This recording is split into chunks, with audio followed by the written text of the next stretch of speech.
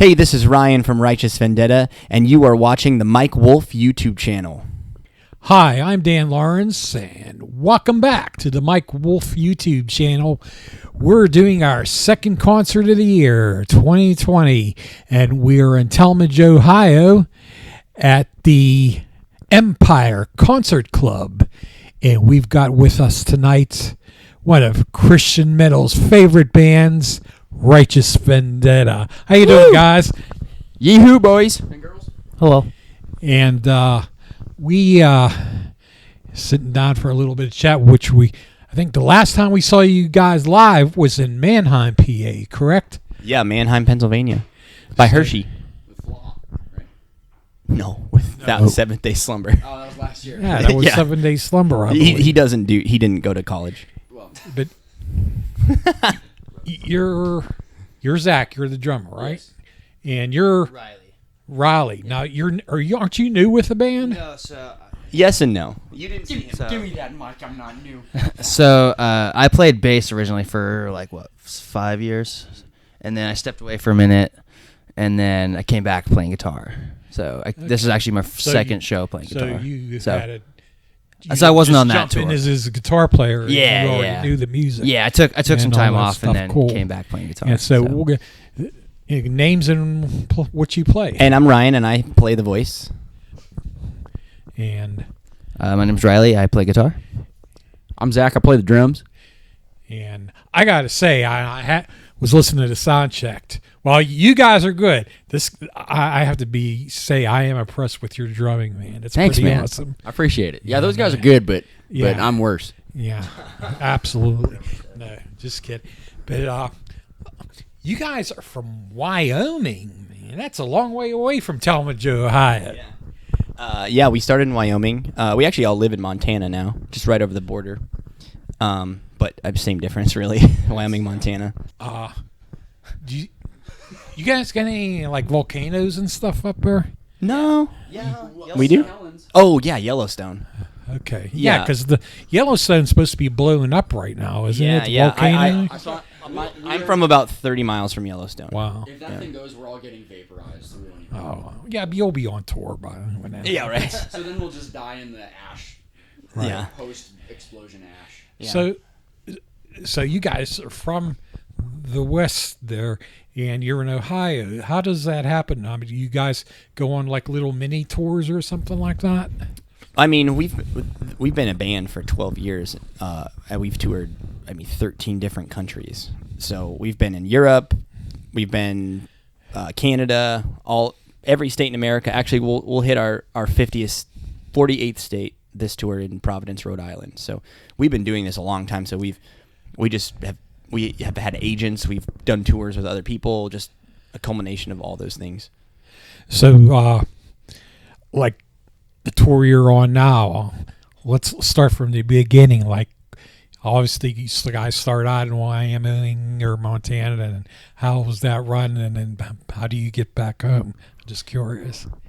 For us, it's always just been this thing where a lot of bands are lucky in the sense that other markets are a 2 or 3 hour drive away from them. The closest market to us is 8 hours. So to us, it's really the only difference is we just have to drive further when we start. So right now we're beginning this tour with King 810 in Pennsylvania, and that's Tuesday, and that's a 25-hour drive. So right now here we are in Ohio, just on our way doing some headliner dates to just fill the gaps and Cool. fill that time. Harrisburg. Harrisburg, okay. Yeah, it's a sweet little town. Yeah, I know. I've been there before many It's cool, times, actually. So, okay, let's talk a little bit about what you got currently as far as recordings go. So we're about to release a single next Friday. Valentine's Day. No, boys. this Friday. Yeah. This coming Friday, we have a new single coming out called Unshakable. And then, so we've kind of shifted away from recording records. We're just doing singles now, just because it's so much more inexpensive for us to do it that way. Okay. For us to record a record costs $30,000. And who listens to 12 songs in a row from the same band? Yeah. A lot of people. But Some people do. a Some lot of people do. Don't anymore. And now that we're I'm not, one of those crazy people that are still in the vinyl. yeah, that's actually coming back. But we're not with Sony anymore. So we were signed with Sony there for about 5 years, and they paid for everything. They paid for all of our records and all that stuff. And then once we split ways with them, it's the financial burden is on us. And so we're just, a bunch of kids. We don't have $30,000 laying around. So it's easy for us to do one song at a time, $1,500, $2,000 at a time. Do one song, release it, let it run its course over all the playlists and Spotify campaigns, and then just do another one, and then another one, and then another one. And then by the time you do all of them over the course of a year and a half, you can bundle them all into a record and just put it out. Okay, so when you say you're coming out with a new single on February 14th, Mm-hmm.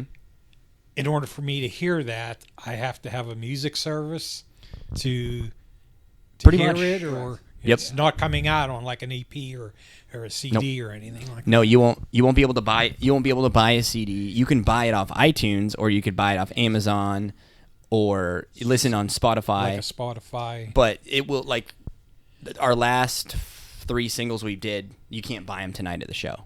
You can't. So Okay. that's kind of the difference How do you make money? Seriously. on Spotify. Okay. Yeah, I mean, you're talking, the Spotify platform has almost 200 million paid subscribers now. So 200 million paid people listening on just that platform. Right. We're averaging about 100,000 streams a week.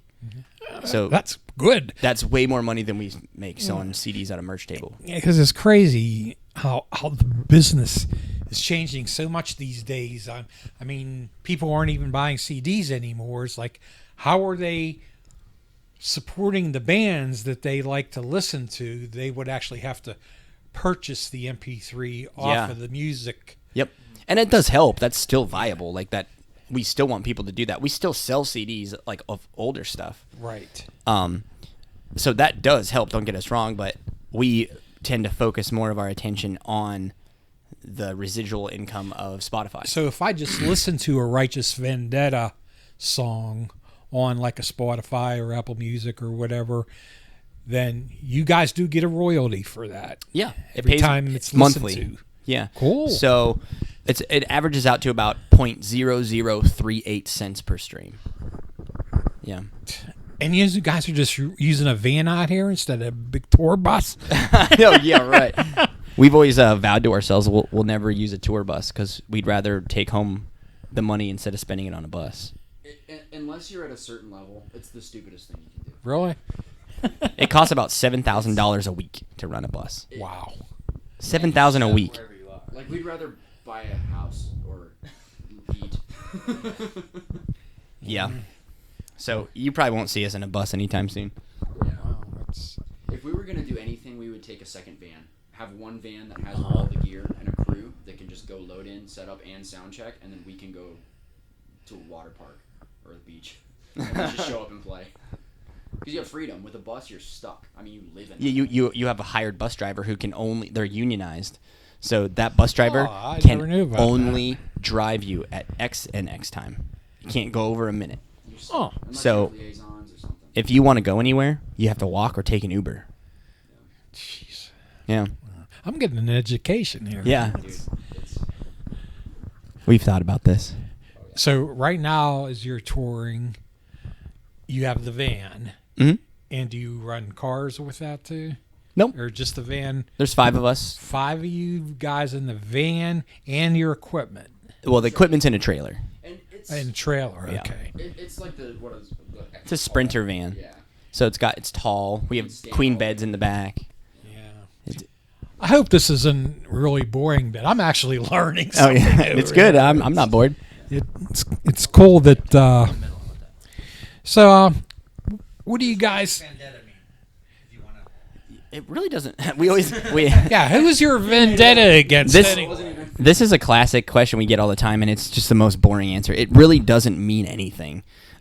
We were all sitting around 12 years ago, and we were all college kids. You just came out of high school, and we were like, "What's our band name gonna be?"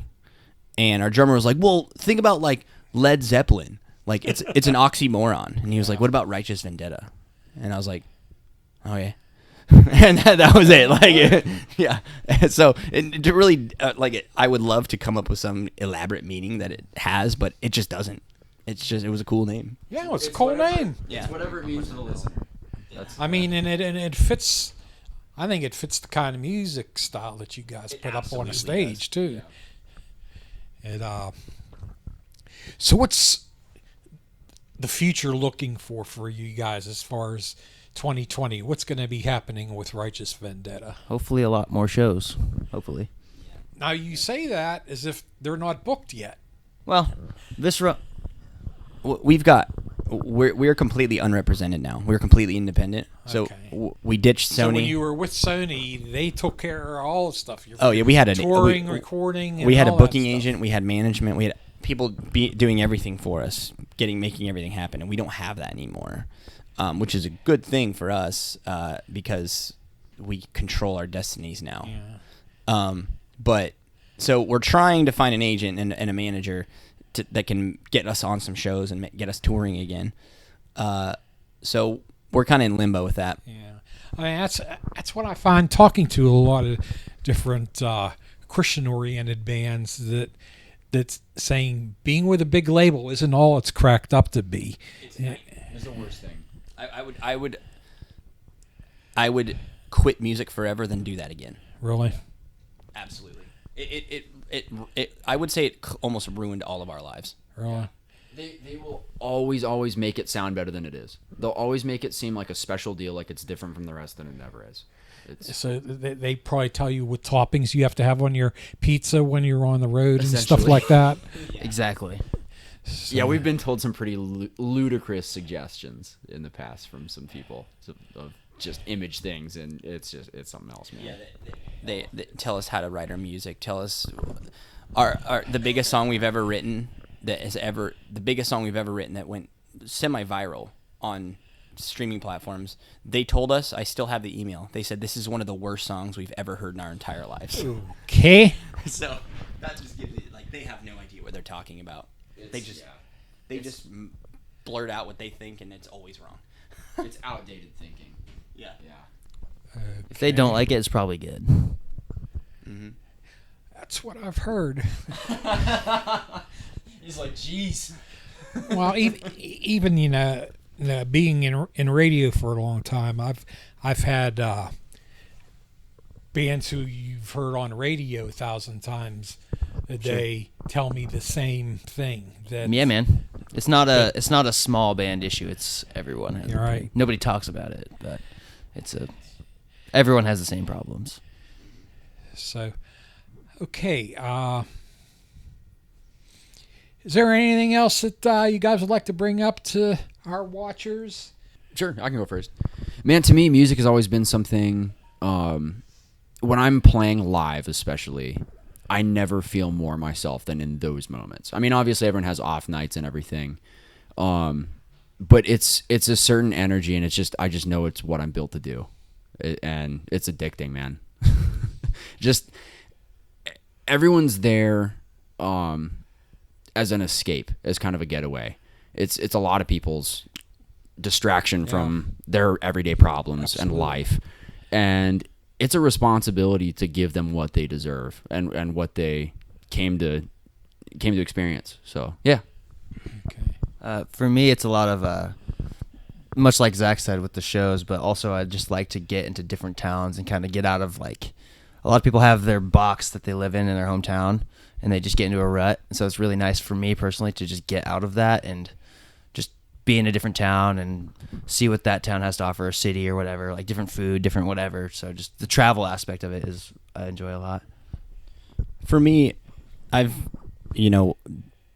been through I'm the only original member of the band, so I've been through it in all the phases of for all time.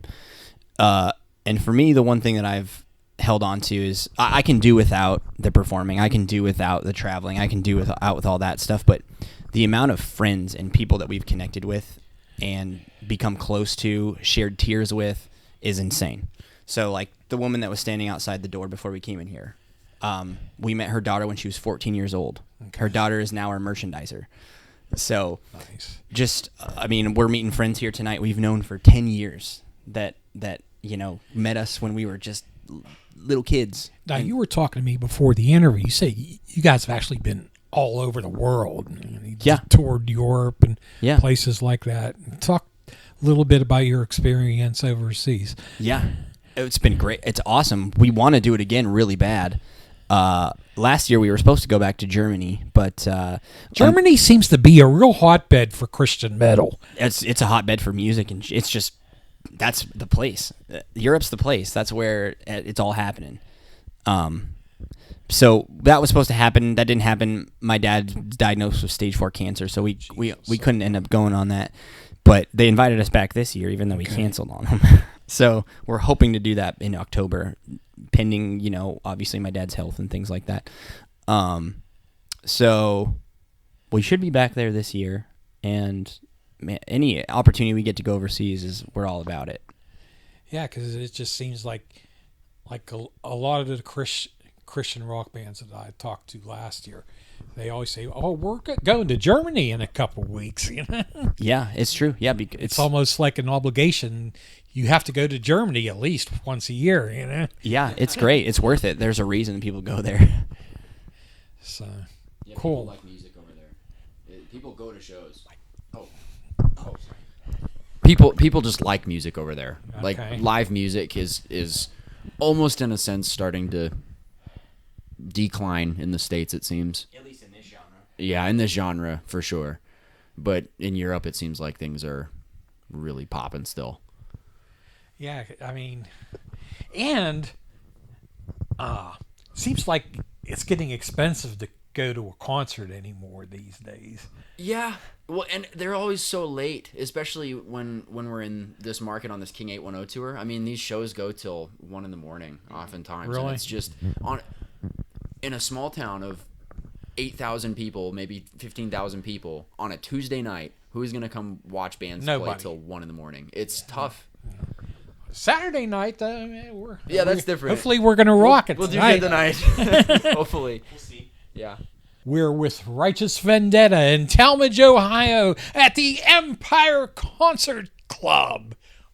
How much better can you get? We've got to be in Probably a whole lot better. Have a good night, everybody. Hey, this is Ryan from Righteous Vendetta, and we would like to give a special shout out to our viewers in South America.